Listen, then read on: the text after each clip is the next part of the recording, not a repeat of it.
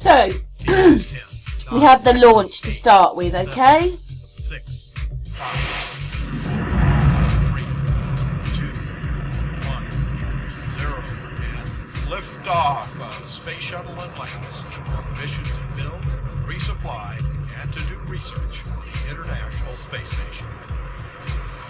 Houston now controlling. Atlantis begins its penultimate journey to shore up the International Space Station.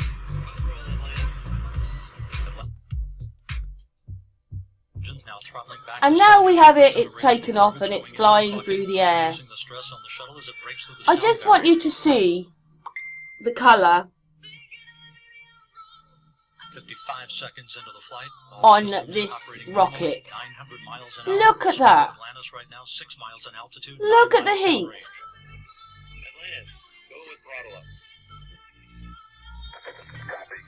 Just look at the heat. Throttle up call acknowledged by Commander Charlie Hobaugh, joined on the flight deck by pilot Butch Wilmore, flight engineer Randy Bresnick, and Leland Melvin. Seated down on the mid-deck are Mike Foreman and Bobby Satcher, kicking off their work week with a Monday commute to orbit. And then I want you to look at this bit coming up, okay? Really look for this for yourself. It's coming up in just a second. Supposed to be going 2,000 miles an hour. 3 good auxiliary power units, 3 good fuel cells, 3 good main engines.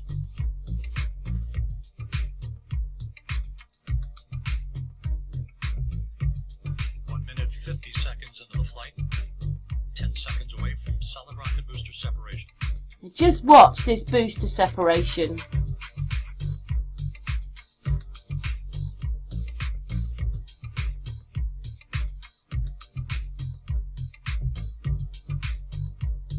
Booster officer confirms staging the good solid rocket booster separation. Guidance now converging. Atlantis steering into the center lane of Highway 129 en route to the International Space Station.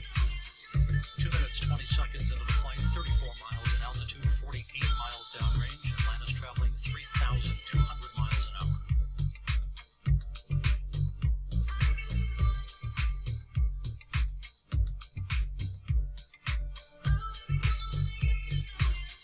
It's not hot at all anymore, is it? Propulsion officer and mission control. Like it was. It was red hot just a minute ago. Atlantis kicking on the afterburners.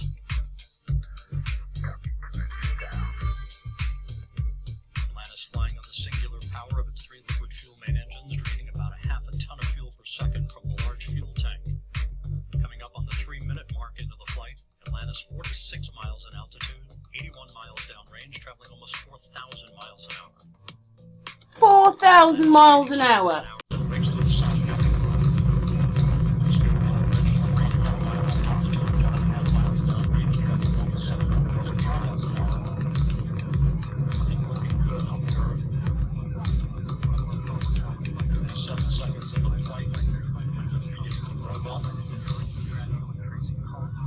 Well, I don't see a rocket going up now. I see a rocket coming down. Oh, we're back to that now, are we?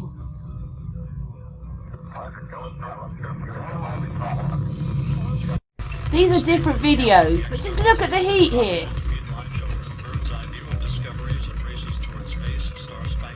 Look at this heat. Discovery's 3 liquid fuel main engines now throttled back to 67% of rated performance, reducing Look the at that. The shuttle as it breaks through the sound barrier. Discovery already 3.5 miles in altitude, 1.5 miles downrange, traveling almost 750 miles an hour. Everything looking good on the bird. 57 seconds into the flight, engines beginning to rev up. Look. Standing by for the throttle up call from Capcom Steve Frick. Discovery Houston, go at throttle up. Roger, go at throttle up. Show QHF only.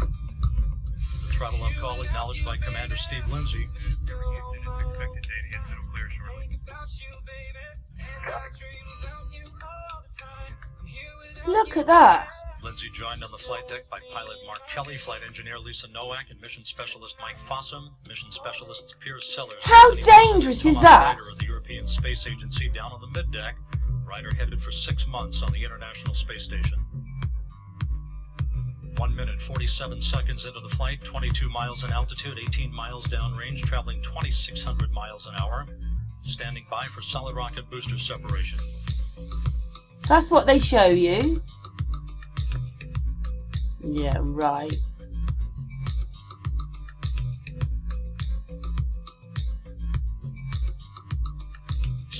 Back to 2/3 throttle. This is another video. Did you see that bright? Did you see the glow?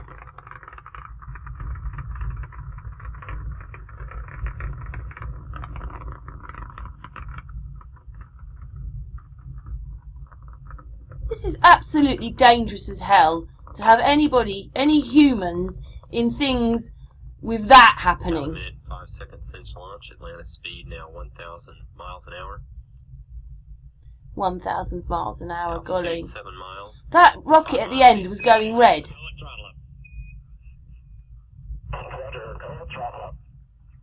Atlanta's 3 main engines are now back at full throttle. All systems on the spacecraft are go. 1.5 minutes since liftoff, Atlantis has already burned more than 2.25 million pounds of propellant and weighs less than half of what it did at launch. Atlantis altitude 84,000 feet, 12 miles northeast of the Kennedy Space Center. Atlantis speed now 2,200 miles an hour. Flight controllers are standing by for burnout and separation of the twin solid rocket boosters. Look at that. Booster officer confirms a good separation and jettison of the twin solid rockets. Atlantis now in its second stage. Its 3 main engines continuing to operate well at full throttle. Yeah, they're so proud of themselves.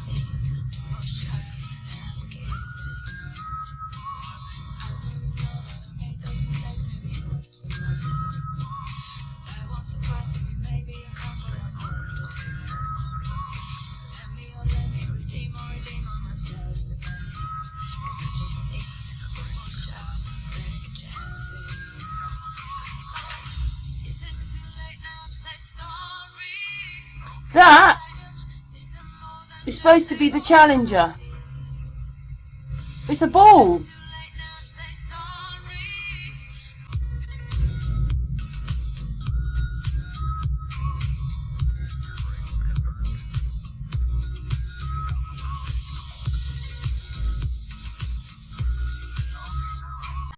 Just watch that. Look at it.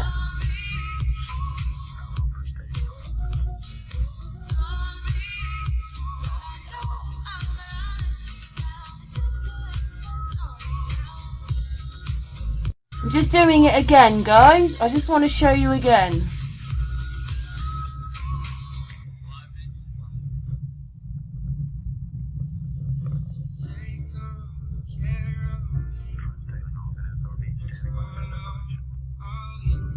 Big explosion. That's the end of anything that's there. And then there's this ball. It's supposed to be going 2,000 miles an hour, so why are they like that? They should be firing off. And there's the ball.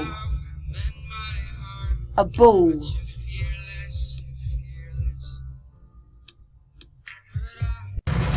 Just look at the heat. This is definitely dangerous. There cannot be anybody in there. Look.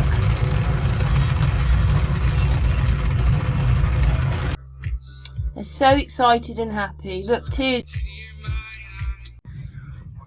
If this was supposed to be going up, why is it flying upside down and in a straight line? Surely it would be going up. This is flying across, upside down.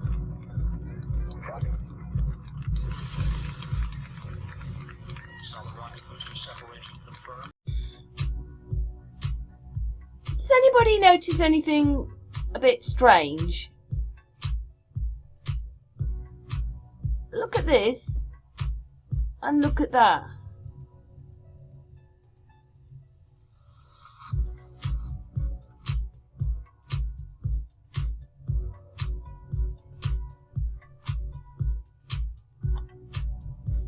I mean, look at that. It's red hot.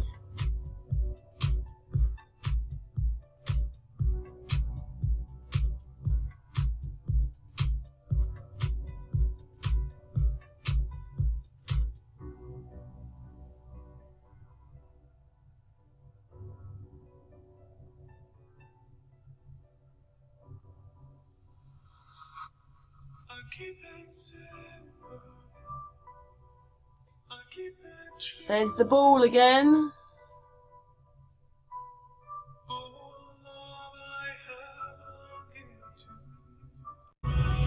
Throttle 72. Copy in the bucket.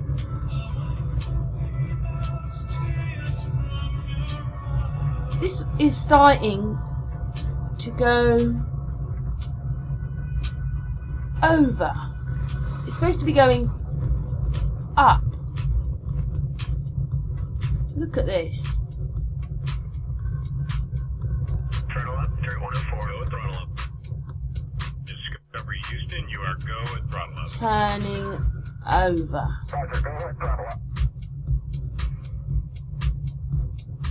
All PDL. Copy on PDL. Booster, how do the engines look? Flight booster, all three look really good. Copy that. It's supposed to be going up. It's turning over.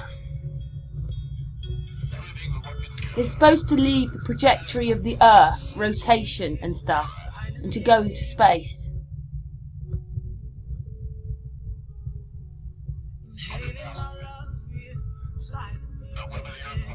They're now upside down. They're supposed to be going up. We're standing by for separation of the twin solid rocket boosters. Discovery now traveling 2,695 miles an hour. 2,695 miles an hour. 29 miles. I'm glad I'm not on it.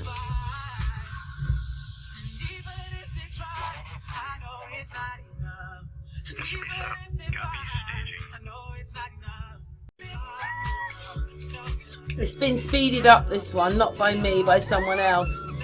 As you can see, it goes up and then it will not go up.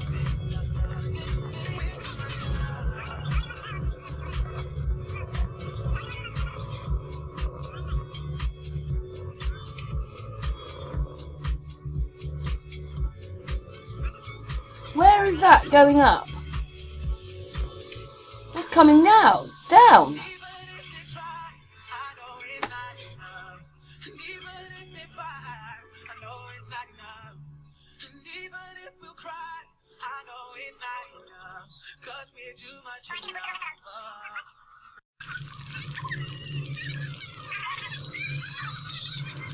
Okay, it's going up at the moment.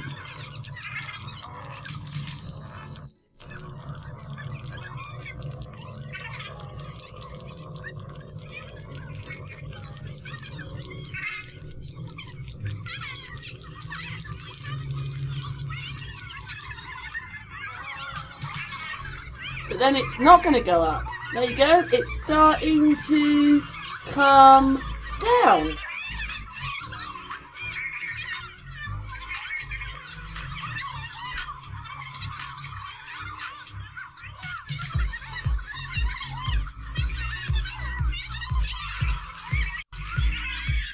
Oh, did you see a ball come out the front there? It's because it exploded. What is that? Oh.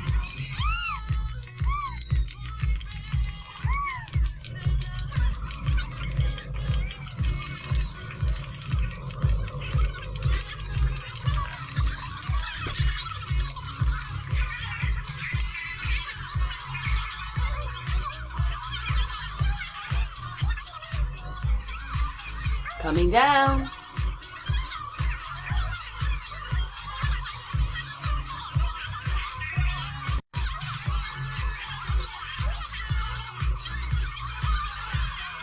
There you go, it just exploded.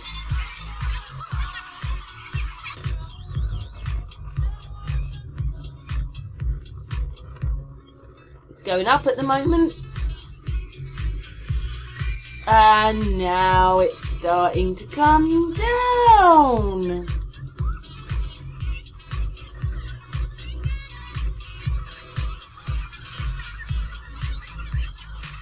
I suppose it's going with the curve of the Earth, isn't it? The rotation of the Earth, that's what it is. There we go, we have the rocket.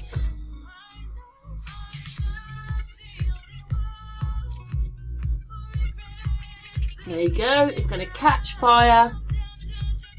Now it's on fire and it's coming down.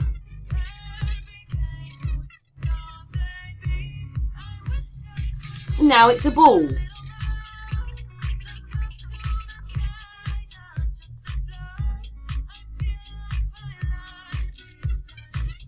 There's a ball. Oh, that's them inside. Yeah, right.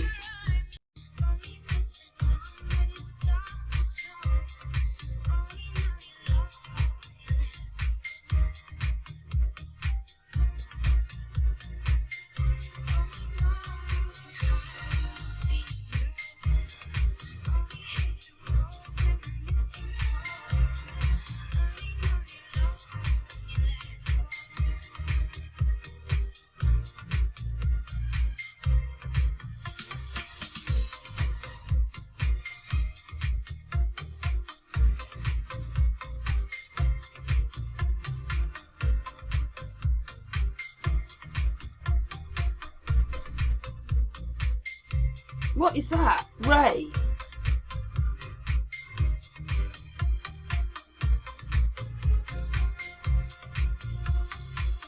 There you go, there's the ball.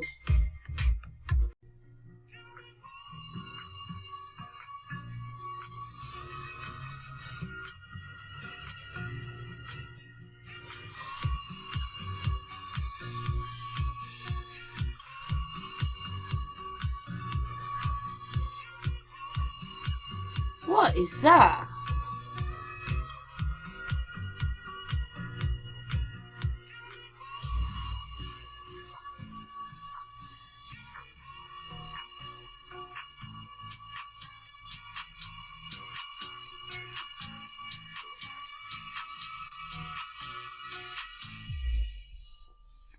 Ball.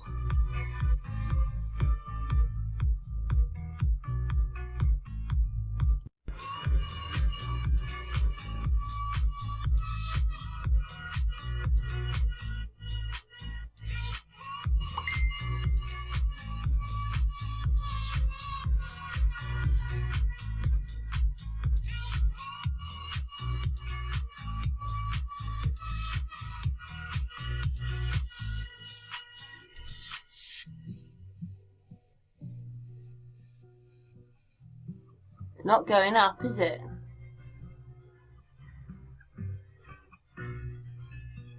There's the ball.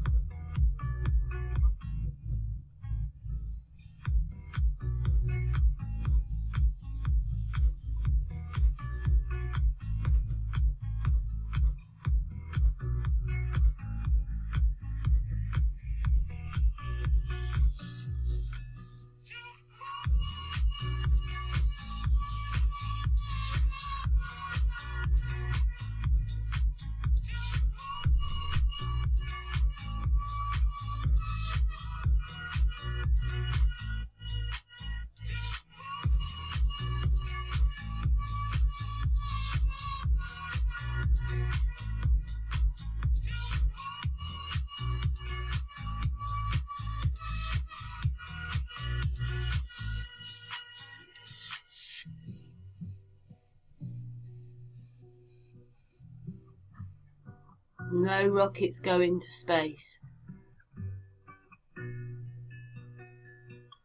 There's the little ball.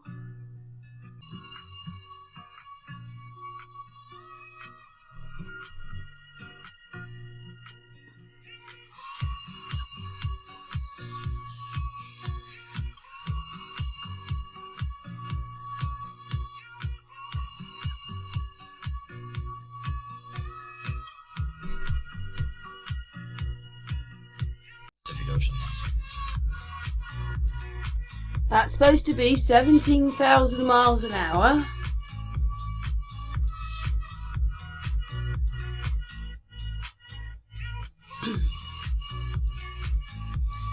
There's no vapour or anything. Going that speed, there'd be a vapour trail.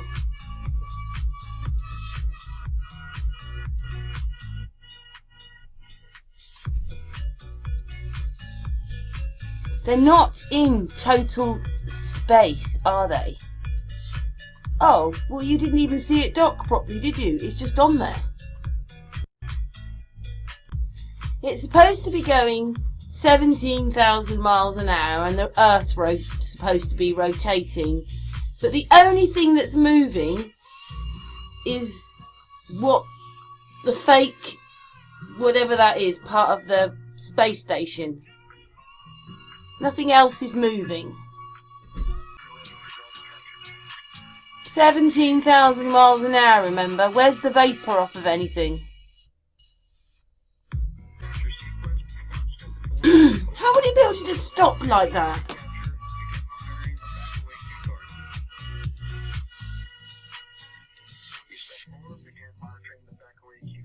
It's supposed to be going 17,000 miles an hour. And so, Capcom, my competence here in Mission Control, providing the approval for Thomas Pesquet and Shane Kimbrough to proceed on with the movement. This view now for the end effector on the Canadarm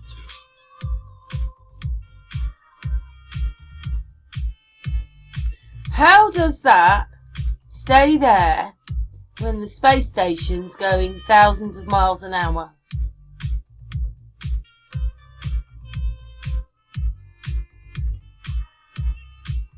2.5 meters to go. The station now in free drift.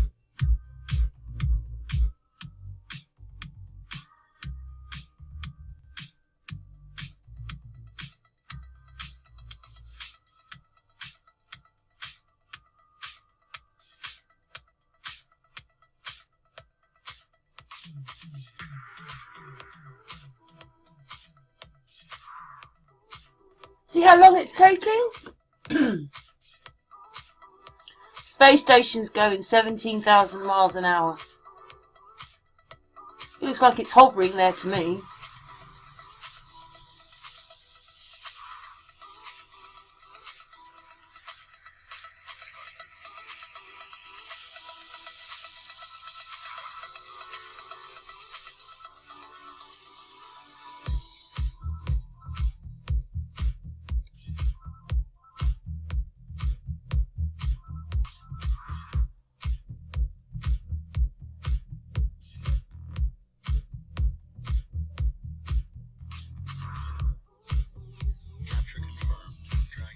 That's it, straight away. Really easy. Look at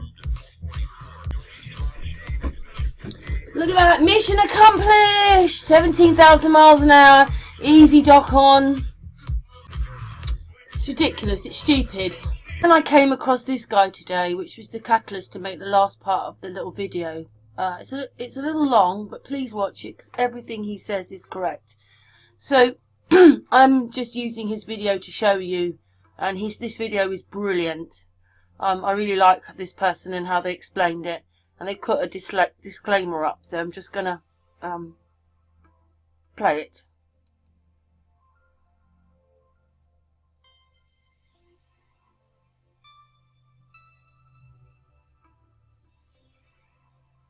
Flying in the same direction and at the same speed, and the pilots are every second they are carefully maintaining their altitude and the speed in order to prevent any mishaps. Okay, so as we shall see, like craft that are flying at very low speeds, that it is no piece of cake to connect them together. And then we will compare it to the docking between the space shuttle and the International the International Space Station, and which are flying allegedly at 17,500 miles an hour, whereas these planes that are involved in mid-air refueling, I doubt if they're flying at anywhere near even 500 miles an hour.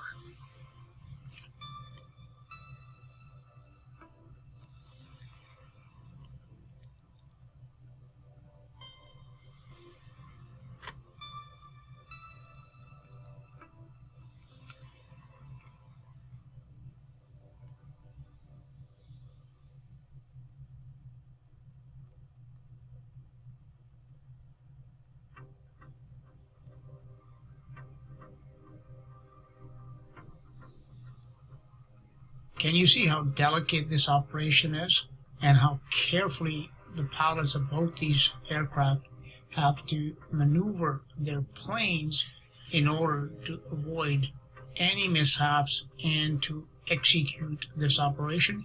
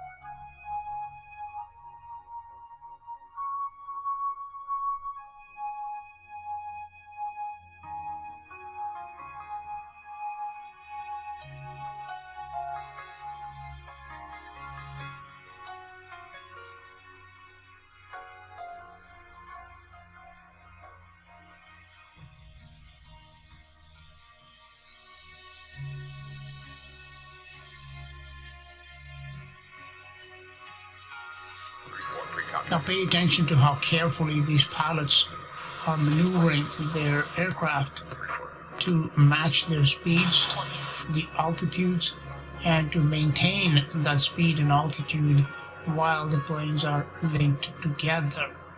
Okay, and also just the way these pilots dress, with their helmets and their the suits, etc., that they wear. It's you can see that none of these guys are taking this casually, that it is serious business. And then we'll compare it to how the shuttle crew goes about it, or the ISS crew goes about it, to pull off a maneuver which should be like magnitudes of difficulty greater than linking these aircraft.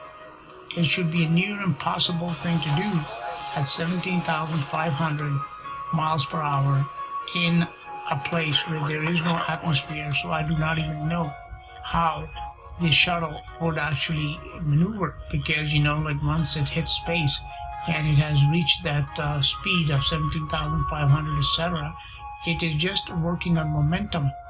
It is not being there are no jet engines, etc., that it can fire to control itself out in the vacuum of the alleged vacuum of space, I should say.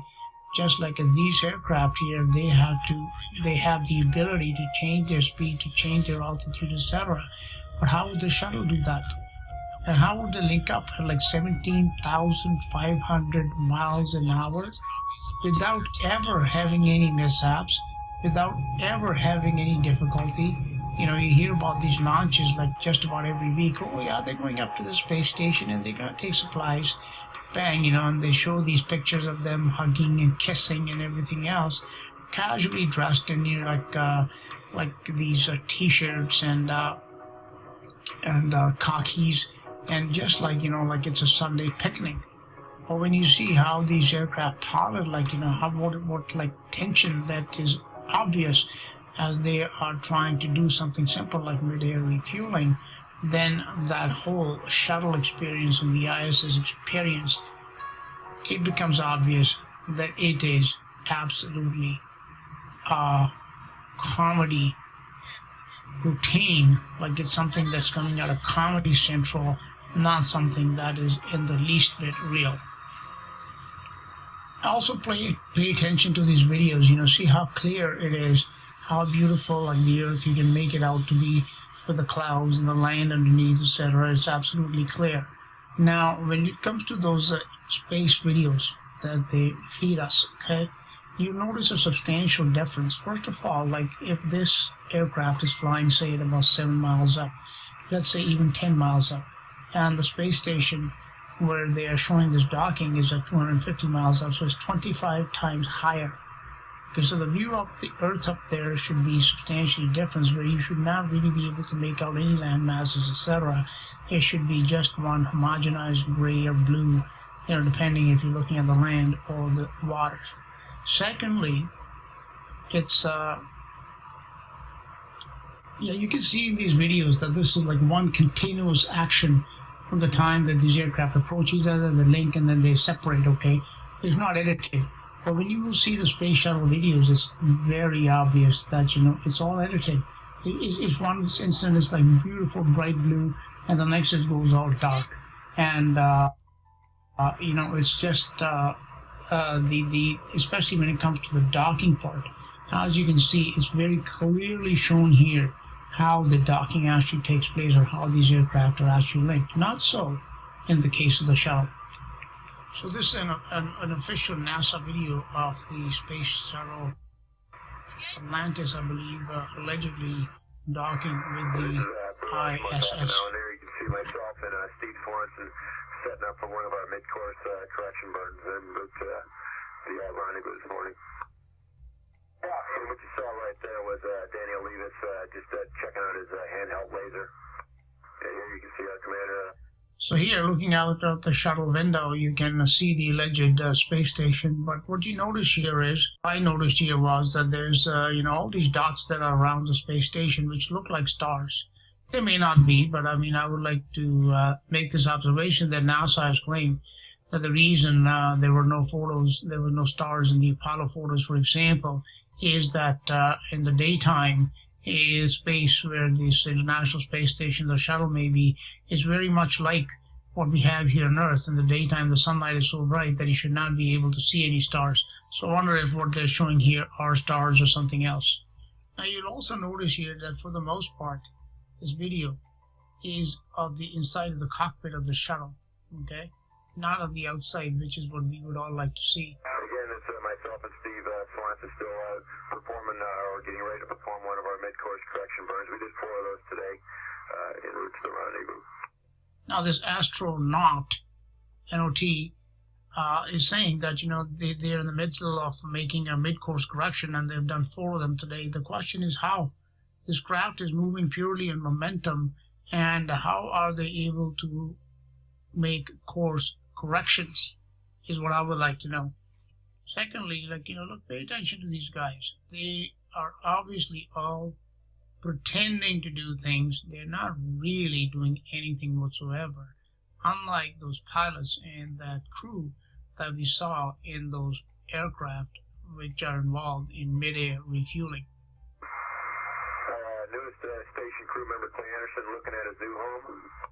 Now look carefully at this space shuttle crew as it prepares for what should be the most nerve-wracking part of the experience, trying to dock with another craft while they're flying at 17,500 miles per hour and pretty much having no real maneuverability of the craft, because the space shuttle, for all we were told, it was just a glider. Okay, it was just something, did not have any power. It was a glider, and they say, you know, might have had some boosters, etc.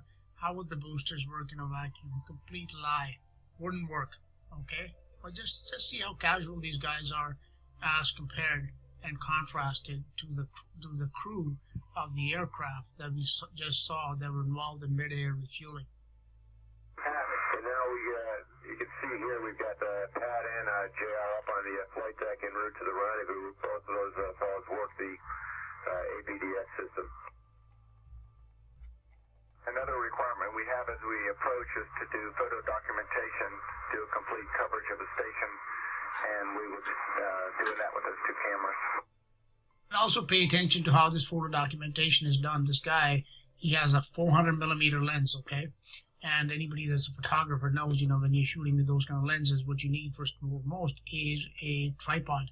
Okay, and he just points it out the window, and that's how, flying at 17,500 miles an hour, they are going to do photo documentation, which is going to be used to determine the, you know, whatever they need to determine or whatever data they need to collect about the International Space Station. Do you see these guys doing anything at all? To me, it looks like, you know, they are all like basically pretending, essentially. And, you know, one guy even looks like he's reading the Sunday newspapers, and none of them are concerned.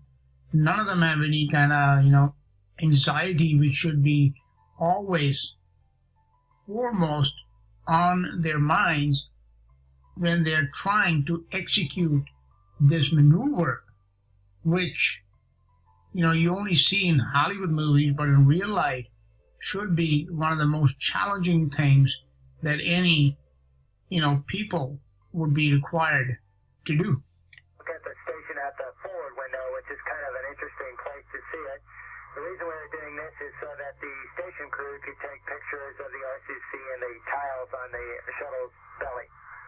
Now, this is indeed a most interesting view. So the way they're describing this is that the shuttle is above the International Space Station, and the space station guys are actually taking photos of the underbelly of the space shuttle where their heat tiles are. And, you know, that's the question in itself. Why are the heat tiles only on one side? When the shuttle enters the atmosphere, does it only enter like one way? And, you know, there's no heat or friction on the top part? That's a ridiculous idea. But look at this. The shuttle is in bright light. So obviously the sun is blaring down on I'm sorry, the space station is in bright light. So obviously the sunlight is shining brightly on it. What happened to the background? Why did the earth and everything else just go all of a sudden go all dark? And you notice in these videos, unlike those plane videos that I showed you where the background or the foreground, it stays consistently the same, the brightness, the light, the lighting, etc. is always the same. Not so here. It just, you know, changes. Like one moment it's bright daylight, and suddenly it looks like it's night. But how can it be night and the space station is so brightly lit? Now, some people would argue that the space shuttle is basically flying upside down, and it is actually beneath the International Space Station, and the view from the shuttle is looking up into the darkness of space. Fair enough, fair enough. Okay, but the question again then becomes, okay, you can see those solar panels, etc., they're pointing the other way. So, okay, that's the top part of the space station, I guess. Then how is this bottom so brightly lit? Okay, how is it? How is it possible if the sun is beating down from above that you see the bottom of this space station and it's a brilliant light as if it would be under some floodlights?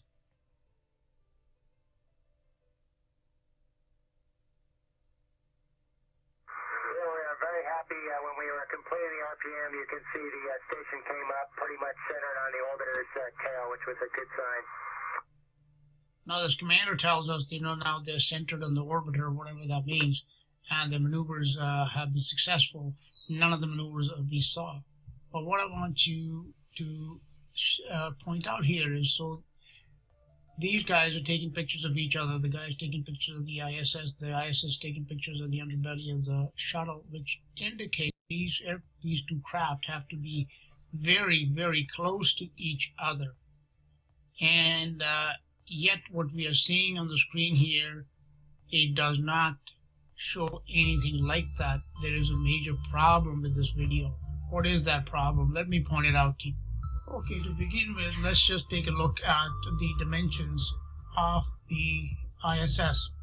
How big is the International Space Station? ISS is the largest man-made object in space. Here's how it compares to notable objects, both real and fictional, all drawn to scale. So on the left side here, you can see a jumbo jet, okay? And that's Boeing 747. Its length is 232 feet. The ISS is 356 feet, so it's 130, so it's 1.5 times the length of a jumbo jet. The width, again, because of the solar panels, etc., it is the same. This is the width of, or more than the width of a football field. The size of the ISS is compared most often to a football field, so it is gigantic in size. Now let's go back and revisit one of those earlier refueling videos. Now when you see this video, which is shot at close range, it is very easy to estimate the size of the object that is being filmed, okay? So we know that this is a big 4-engine aircraft as opposed to some of the smaller fighter aircraft we had seen. So it is apparent that, that the size can be estimated visually. Not so in the case of the ISS. Now you can tell that the shuttle is almost on top of the ISS, so it's very close to it. Now looking at it, does that actually show you something which is the size or bigger than an actual football field? To me, it doesn't. I think, if it was really that close as they are showing us here, this ISS, if it was the dimensions that they tell us it is, it should look much bigger. But the object that I'm looking at, to me, it seems like something made with Lego, okay? That's my observation here. Now we leave aside for the moment this concept of these burners in the shuttle using like hypergolic fuels and hydrogen and oxygen. Basically the shuttle, the way they describe it, is like a flying bomb, as all rockets are, okay? With the amount of explosives and flammable materials that it carries to execute these burns, which is how they allegedly maneuver in space. Okay, whether they are able to execute these burns in the absence, yes, okay, so they're carrying oxygen so they can initiate the burn, let's say. But how does it provide thrust? Because there is no atmosphere to push against. So what is it that that provides the thrust for it to be able to change direction, etc.? That is a very good question, which really has never been answered by NASA or anybody else to the satisfaction of many people who are much smarter than I and understand these, how rockets work much better, and they have asked that same question. Secondly, And more importantly, the margin of error in this, when a craft is traveling at 17,000 miles an hour, would have to be 0, okay?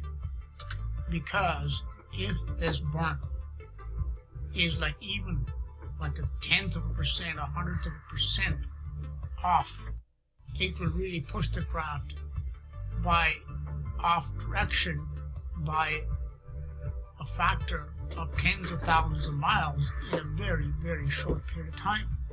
Okay, so this is a very, very delicate operation. And in all its history of the space station, which is going on more like 20 years now, never has there been a mishap.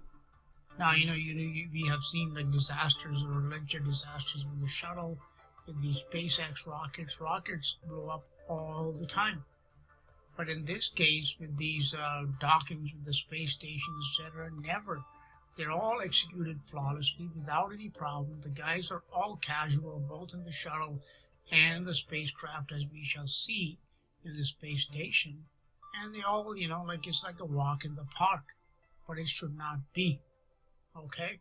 And now I want to draw your attention to something else here that we observe, as this commander says that they have executed the burns and now they are in position and they're centered below the orbiter, which is where they are going to, I guess, dock with the space station. So let's set the scene here. The space station is above them, the shuttle is beneath, and they are traveling at the same speed, I guess, and they are traveling in the same direction, okay? But the view that we see out these windows, it, to me, looks like something which is very strange about it, because it should not look like that. And here's what I mean. So we are completing the RPM, and now the station is back where we're used to seeing it in the overhead windows. So what this commander is saying is now they have maneuvered the shuttle, so it is in position below the ISS, and the ISS can be seen through the overhead window, and X marks the spot. So that's where the overhead window is, through which they can see the space shuttle. And as we shall see in a minute, that will be the other guy, who's in the middle of the photo here. He is going to be taking, towards the bottom right, you can see this guy's face. He's the one that will be taking these pictures. Now, if you look at the front window, in front of this pilot, you could say, on the left-hand side, what do you see? You see a blue sky with clouds. The question is, how is this view possible? The shuttle at this point in time is something like 200 plus miles above the surface of the Earth, where there is no atmosphere. Clouds are like a couple hundred miles below them.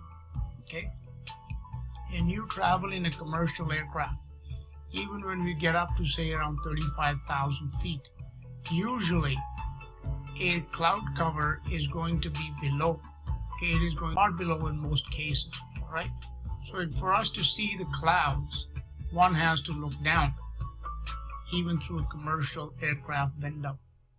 So if this point in time, when this docking is going to be taking place, the space shuttle and the ISS, they're both traveling in a fixed orbit which runs parallel to the Earth at a fixed altitude, just as it happens with commercial aircraft. Okay? That would mean that unless the nose of the shuttle is pointed straight down towards the Earth, we should not be able to see a blue sky, because there would be no blue sky at 200 miles up in the air. And definitely there should be no clouds, which are clearly visible through this window. So again, that is my question, is like, how is such a view possible at that altitude? Maybe there is an explanation for it, but I don't see how it's possible, because having taken hundreds of flights in my life, I know that once you get above the cloud cover, the only way to see the clouds is to look down. If you look straight ahead, you see the blue horizon, but you don't see the clouds. Okay? And in this case, where this shuttle is like flying at 25 times the height of a commercial aircraft, there should be like absolutely not even like a whiff of a cloud that should be seen through the window unless this craft was pointed, like I said, straight down at the Earth, which at this point in time it's impossible for it to do because it's ready to dock with the ISS. And secondly, from 200 miles up, would you be able to see clouds as close and as clearly as they can be seen out the window of the shuttle? Here you can see JR doing some more documentation with the 400 millimeter lens of the station exterior. Danny is making handheld Here is, this is obviously being filmed inside the cockpit of the shuttle. Who is taking this video? Obviously the video has to be panned where he's pointing out at different guys, etc. But did you see anybody with a video camera? I didn't see anybody doing this here. So who's taking this video? And secondly, if it is being recorded from inside the cockpit of the shuttle, why do you have that staticky voice as if, this is being, that what you're listening to is a transmission coming from out there in space or something? Like on Earth, when you have communications, you can talk to somebody on the telephone, for example, or, listen to a radio program, etc. You don't hear that static. So why is it like that? Another thing you notice here is that these guys are supposed to be in 0G, but you don't see them floating around like we always see those astronauts on the ISS. So what I noticed in this video is that this commander is giving us a commentary about this laptop, that is being used to guide this space station guide the shuttle into this docking rendezvous with the ISS. But if you take a very close look at these laptops and these instruments, they're all static. Nothing is moving on them. There's no numbers that are changing. Anything is happening. They just look like, a screensaver or something on your laptop. It's, none of these instruments are actually seem to be operational. And, let me just show you a quick video of a 747 as it takes off, and how much action you see in the cockpit on the control on these instrument panels. Now this here is a video of 747 taking off from Miami, and what I want people to observe in this is a few things. Number one is the instrument panel, the gauges, etc. See how dynamic they are. And secondly, just the sheer number of buttons and instruments that are on this, not only in the panel, but also above the pilots. Secondly, it's important to pay attention to the pilots themselves, like how they communicate. They have these headsets to communicate with each other. And why is that? Because, of course, there is noise, the engine noise. Now, the people say the space shuttle has no engines, but you know what? When they say that they complete these burns, which are space maneuvers, they do have these very powerful burners that need to be fired in order to execute those maneuvers, allegedly, okay? So, but you notice in that space shuttle video, those guys are all like, nobody's wearing these headsets, nobody's wearing microphones, they're just casually milling about, okay? The instruments are completely static, nothing, no numbers are changing, as you will see in this video. And make note that once the video takes up, I have left the volume as it was in the original video. You'll see it gets quite loud, and therefore it would be necessary for the pilots. The only way they're not going to shout about, hey buddy there, can you flick that switch? No, of course not. They communicate through the headsets, which we do not see on those space shuttle dudes. And secondly, I'll play at the end of this video, I'm going to play like a video of a space shuttle taking off, and I'm going to ask the question, how does it achieve its orbital velocity of 17,000 miles?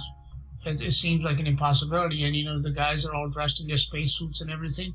Now, when the heck did they, when and how and where do they take off? The space shuttle is a really cramped place. Where exactly do they manage to take off their spacesuits and, and now they're suddenly wearing like polo shirts and cool sunglasses like they are going to go spend a day at the beach?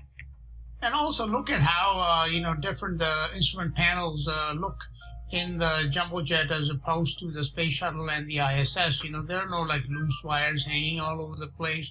It's not just like a silly laptop, to control this most sophisticated machine, etc. All the instruments are fixed in place. The cockpit is like you would imagine like a sophisticated flying machine to look like. And especially in the case of the ISS, it's just ridiculous how they have wires hanging all over the place. And one more observation worth making here is, like, as you look at the view of the cockpit, where's the ground? Where's the city? It's like well below them, right? So if these pilots want to see the ground of the city, do they not have to look downwards? I mean, you don't see the city right in front of out their front windows. And that was the point when I showed you about those clouds being visible out the window of the space shuttle. I mean, the clouds are some 200 miles below them.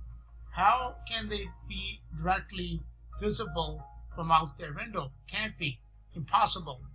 So I'll let this video play for a few seconds more with full volume as it was recorded of the noise that comes from inside the cockpit for you to be able to observe that whenever engines are operational or burners are being used, etc., the volume is quite deafening. So therefore it will be absolutely necessary to have like noise cancelling headphones and microphones to be able to communicate with each other.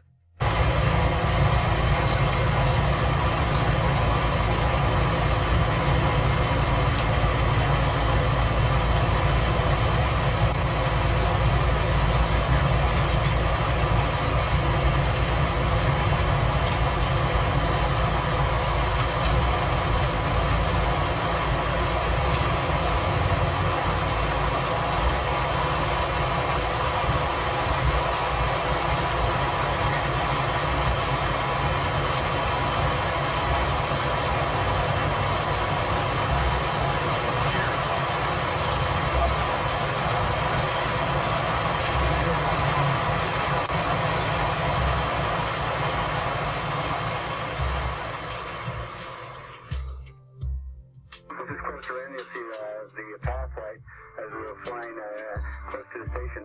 The green line is what we flew and after predicted dots of where we're going to be on that laptop.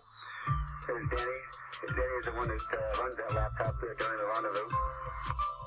In contrast to the jumbo jet, where all the instruments were active and constantly changing, on this one laptop that they're showing here, there's this green line or whatever, but it's all static. Nothing is moving.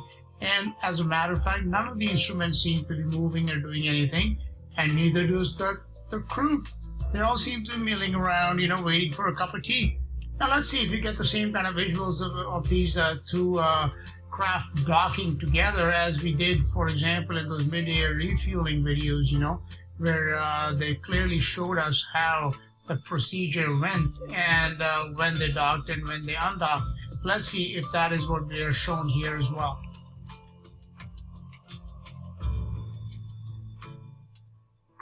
That here is prepping the docking system for the docking. So this person with the glasses is allegedly, preparing the system for the docking, but to my eyes, he doesn't seem to be doing anything at all. And again, even though we hardly see this person flicking a switch, and the instruments, they are absolutely static, nothing is happening on them, you will just observe in 1 second that the miracle does take place. Sorry. It's funny. After we have docked, we use the APDS system. It pulls the station and shuttle together. And where did they take into account the weight of that thing docking? They haven't. Well, what you just observed was the magic of NASA's technology about this APDS system or something like that, just magically pulls these two craft together at 17,000 plus miles an hour and docks them perfectly. And this has been going on for 20 years now, and never has there been any mishaps. And it's just routine, like going for a walk in the park.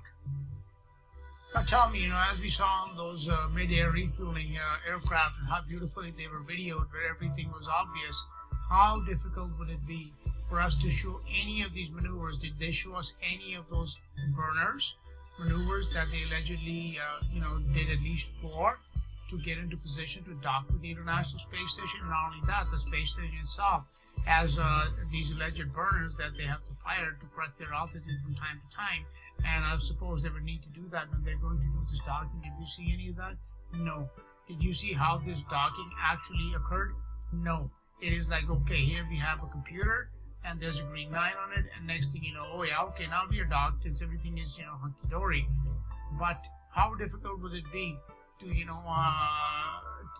with these cameras that they allegedly have that can, photograph Jupiter beautifully and send us high-definition images back?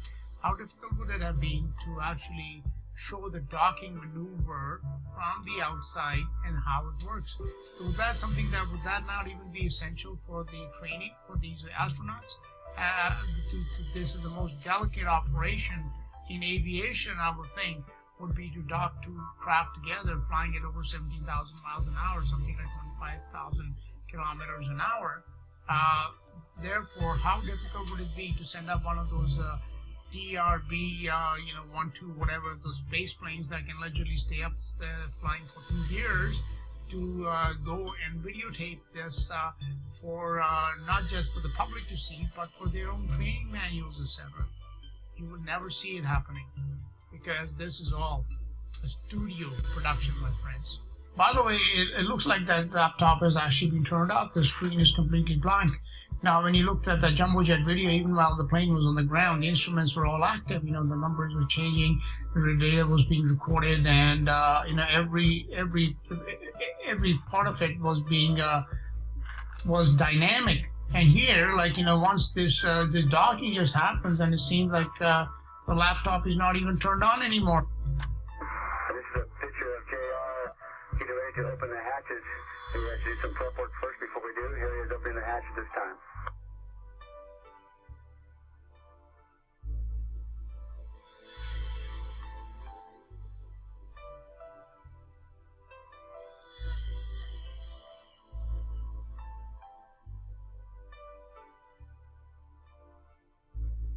And there's JR waving hello to Fiona, Oleg, and Sunny.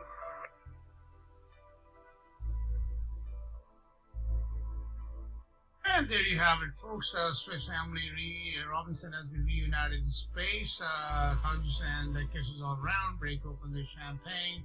And, let's break out into singing and clapping. What a miraculous journey, and what a miraculous docking. Perfect once again. Kudos to NASA. This very Atlantis being launched, and we shall see that, one problem that I have when you watch those videos is how do these craft achieve orbital velocity, especially something like the space shuttle, which is more or less a glider and nothing more, they tell us. Now see this crew all dressed in their spacesuits and flying at like 17,000 miles an hour. How long do you think it will take the space shuttle to, reach the altitude of 200 miles? What, a few minutes, half an hour? So when exactly do these guys get the time to change into their comfy polo shirts, etc., that we see them wearing on that docking video that I just played for you? And where exactly do they store all these spacesuits on that space shuttle?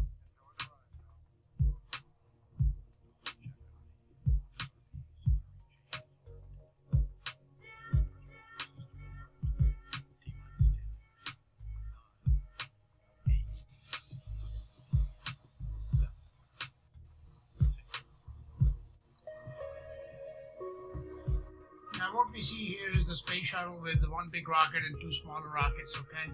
The problem here is, as in rocketry, that the payload of this space shuttle would be way too big that the weight of the space shuttle and all the whatever they're carrying, etc., in comparison to the rockets and the amount of propellant that would be required to accelerate to the orbital speed of 17,000 miles per hour, it is not possible with these rockets that are that small in comparison to the size of the space shuttle.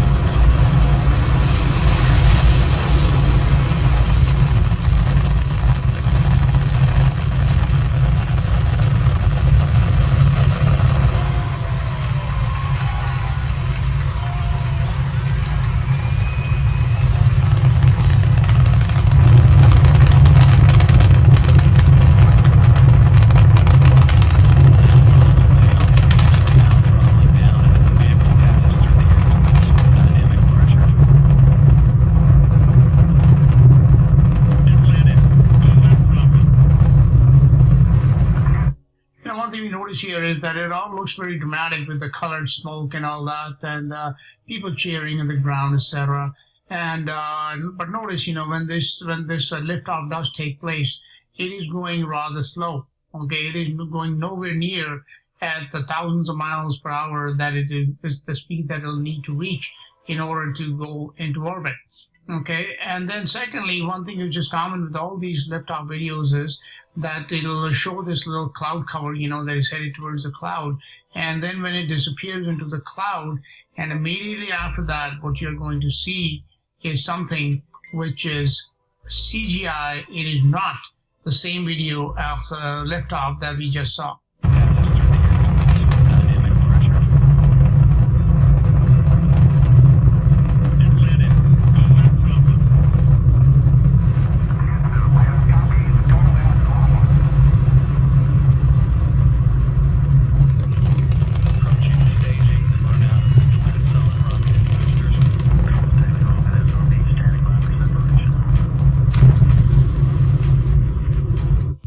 This is a picture of the space, one of the booster rockets separated from the shuttle. There's a few things here that we need to observe, okay? That this does not look real as compared to the video that we just saw of the space shuttle actually taking off. For example, if you look at the left-hand corner, it seems to give the impression of the curve, that there's some sort of curvature here, which obviously would not be apparent from this lower height. And secondly, anyway, leaving that aside, that may just be the angle of the camera, etc., that is doing that. But look here how the space shuttle is actually connected to the rocket. I mean, this connection is just like two little, looks like aluminum bars or something. And this would have to be somewhat like easily separated, like something that would easily separate, because the main rocket is going to separate from the shuttle soon.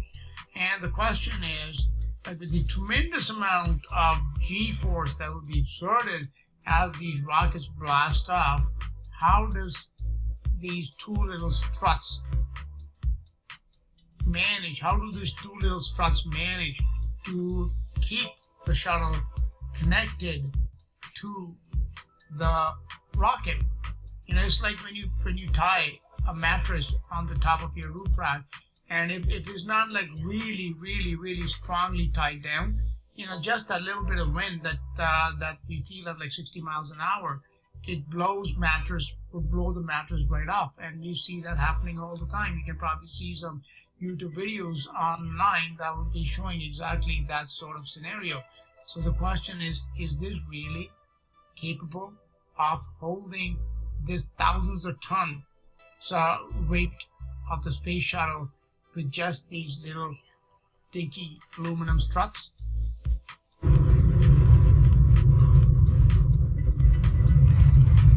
Separation confirmed. Now first stage performance. Atlantis is continuing in its due easterly course to catch up with the Hubble Space Telescope one last time.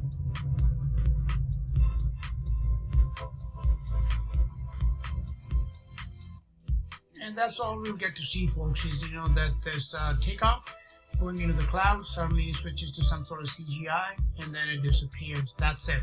Okay, now how difficult would it be to send off a couple of planes with the shuttle, or have them up in the sky, or to have like drones, etc., to do some very high definition videos of how this rocket booster separation takes place, how well the shuttle stays connected to the main rocket, when does the main rocket get jettisoned, and when exactly does this shuttle achieve a 17,000-mile orbital speed.